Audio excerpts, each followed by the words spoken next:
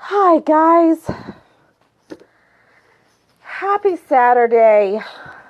I'm in my little corner. It's like a little creative corner we have in our room, and I've got the leftovers from my daughter's mermaid blanket. I'm all cozy, and I'm like, oh, I'm just, man, that massage I got yesterday is like ruling this world right now. It's crazy. So, I wanted to jump on real quick and tell you about your card today. The card is Spider. And before I go any further, allow me to introduce myself. My name is Elizabeth Maria Caraballo. I have elizabethmariacaraballo.com, and I have a Facebook page for Elizabeth Maria Collections. So today's card is Spider, and this is one of my favorite cards. I say that every time. Hey, Meg! Um, but the medicine of this card is called weaving. And usually, when I see this card pop up for the people, or even the actual spider itself, generally speaking, I tell people, well, this means that it's time to write. And that's just a very quick synopsis of it. But it's not writings per se. Weaving is really what the medicine is about. So there's a couple little pieces of symbolism and some folklore I'm going to share with you. Um, but I will first say that the reason why they say that the spider has a lot to do with writing is because it's a lot of different cultures have a folklore where the the angles of the web, where we drew out from our first characters of spelling and writing and language from the very beginning. And it's very interesting when you do look at some of the beginning languages that it does actually look like these different angles that come from the web. So I'm going to shut this down real quick. I didn't realize I left that on. So I'm going to read you a quick little story that I love. And this is from the Animal Medicine Cards by Jamie Sands and David Carson. This is what I've been using for close to 20 years. So it says, this is like our story time before you go to bed. Okay. Spider wove the web that brought humans to the first picture of the alphabet. The letters were part of the angles of her web. Deer asked Spider what she was weaving and why all the lines looked like symbols, and Spider replied, "Why, dear, it is time for the earth's children to learn to make records of their progress in their earth walk."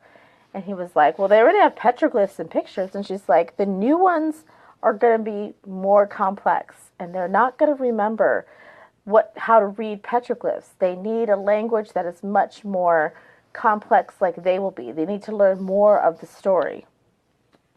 Um, and I have a thing for journals. I've been writing in my journal since I was 8 years old. I have a couple spots in my life where I didn't write in anything.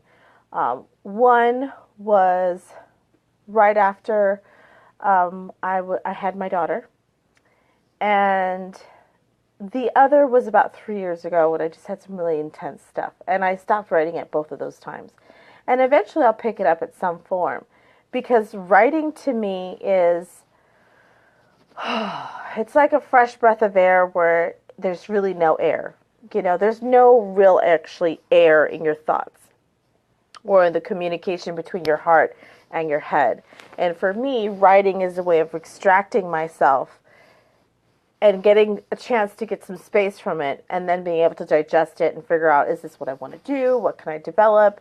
And picking stuff out. And over the last, 32 years of writing in journals, I have learned to now use it not just as a way to express myself, but a way to be a little bit more deliberate about how I see life and what I do.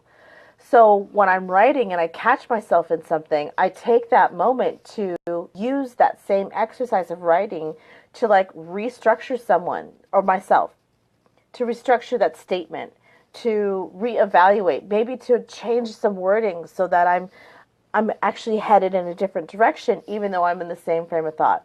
So an example would be, "Hi, Alejandra." So an example would be, okay, this is a real time. This is exactly what I'm going through. Tomorrow I'm going to a trade show, a trade show for like crafting, paper arts, hobbyists. And I've never been to that kind of a trade show ever. And there's a part of me that's nervous and doesn't want to do it. So for me, I had to find another way of thinking about it because this is very important to my career, and I'm very blessed and fortunate to be able to go.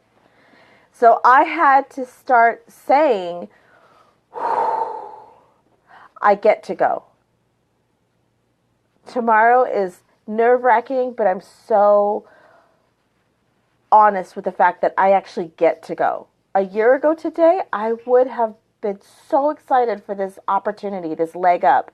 So there's no point in me freaking out about it going, oh, I don't want to. It's like, you spend all this money to go to Thailand, and then you're like on this amazing boat, and you're going to go do this, and all of a sudden you get to the edge of the boat, and it's time to jump in the water, and you're like, no, and you freak out. Like, hold on a minute. Didn't you ask for this?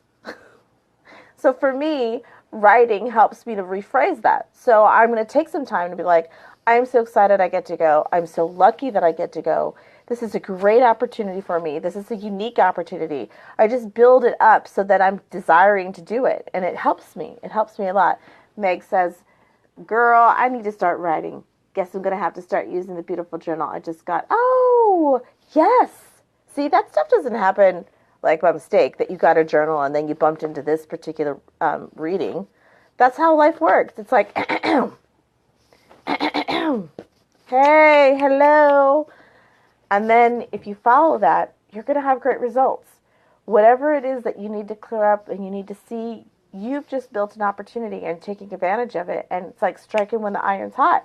You're going to get more out of it than if you were to just delay it for a couple weeks and then pull it out and force yourself to do it. Do it while the inspiration is hitting. Do it while you're getting all these little signs. That's like part of that hawk message, where it's like the messenger. Things are showing up to show you. Those are little bits of symbolism and synchronicity that's actually there to guide you. That's because you're loved, and there's something very powerful and valuable in you that needs to be expressed. That's just how that works. That's because you're that amazing, that life will move heaven and angels and stars and other people and inspire them and put them right in your path at the perfect moment to remind you of your next step. I love that step. So I wanted to tell you a couple of things about Spider. So that whole writing thing is what I usually go off on. But I read the story again, and sometimes after doing this for so long, you get used to the story. But I reread it today just to make sure I didn't have another angle, and there was a couple other angles in it that I really liked. What I really liked too was they talk about the number 8, that the body of a spider is the 2 circles, the little one and the big one, and the number 8 is a number about eternity. It's the eternal number. A lot of people put it together with infinity. And what that means is that your ability to create and evolve is infinite, which means it will never change, which means you'll never get it done. And it's also referring to the fact that your ability to continually create something new and come up with new ideas, and this is all humans, is always going to be weaved into your existence and everything around you. And it will continue to get more complicated and intense because you're just going to continue to weave this infinite stream of ideas and concepts and movements and abilities that you and all of us have that we can evolve with and become. And then lastly, they talk about how the spider's web represents the wheel of life. And the wheel of life and that female creative force that we create that energy. And that in that wheel of life there is the spiral. And so the spiral is a very old archetype type symbol that points to the inner journey, the soul's journey.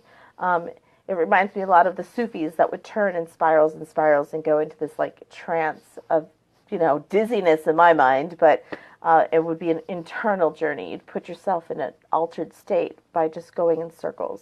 The Native Americans have a grouse dance of the Plains Indians that is just the same, and it's beautiful. But the last ending message I thought was really sweet, and I hadn't read it in maybe a year. So I was going to share it with you guys real quick before we get off, and you guys can enjoy your Saturdays, and I'm going to enjoy mine. I really tried to catch up on almost everything, and I'm like, right there. Okay, here we go. The spider brings a message of a different kind when she sees you becoming a bit too involved in a different kind a plan to notice the opportunities at the outskirts of your web. If this is the case, the spider gets your attention so that you notice something you have woven has borne fruit. Congratulations, spider caught you just in time before you missed the opportunity on the edge of your web of reality. So that's talking about what I was just saying with Meg, that, all these things have come together. This whole thing has been woven in to bring her to this place of going, hey, maybe you should write a little bit. Get in that journal. Oh, Alejandra, I miss you guys too. And I think that one thing that it's interesting, because the succession went from action to aggressiveness to a day of introspection, and to now that we're at Spider, which is about weaving and creating. So you've had action, you were outward with the aggression, and then you go in for the introspection, a little rest, and now you're going outward, but it's a little gentler, right? It's not like straight out there and you're going to build a million-mile momentum. It's like gentle. Okay, I'm going to write. I'm going to put some intention out there. I'm going to create something new. I'm going to take it another level further and go a little bit more complicated, become my more intense self, access more information that way. And I think that it's just a really cool way of looking at how nature and the divine or the universe or God or whatever you want to call it, how they kind of are orchestrating this. Because that's what I asked for. I asked for, show us the way, orchestrate our system, and help us see a new method in how we can live and move through life with these animal medicine cards and this bit of symbolism. So the message today is create. Continue to allow yourself to become complex. Take some time to write down what you're going through so that you can watch your progress and make some more deliberate choices, and therefore put that intention into your eternal, never-ending creative self, that you can actually move it and shape your reality a little bit more by taking some time to recognize what you're doing through writing and creation. Oh, you guys, I hope you have a great night. I'm telling you, that massage, it's like a body tranquilizer. I have been so like, it's crazy. It's just the way he did. So I went to Iron Butterfly in Tucson. The man is a magical worker. Seriously. I feel like my body is like recalibrating for the last 2 days. But it was a 2-hour massage, and I haven't had one in like 2 years. All right, guys, enjoy your night. I'll see you tomorrow after I come back from the trade show, and I'll probably be like, and just like, la la la. So buckle up, baby. All right. Bye.